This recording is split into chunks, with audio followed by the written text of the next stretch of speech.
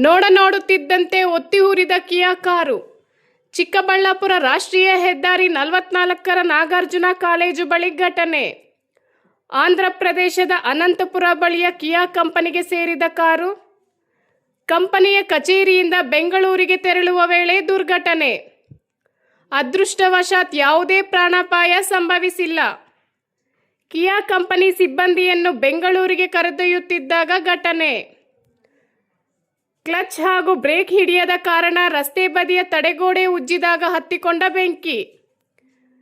ಬೆಂಕಿ ವ್ಯಾಪಿಸಿ ದಗದಗನೆ ಒತ್ತಿ ಉರಿದು ಕಾರು.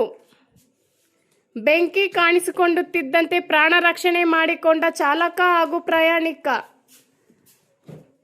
ತಕ್ಷಣ ಸ್ಥಳಕ್ಕೆ ಆಗಮಿಸಿ ಬೆಂಕಿ ನಂದಿಸಿದ ಅಗ್ನಿಶಾಮಕ ಸಿಬ್ಬಂದಿ.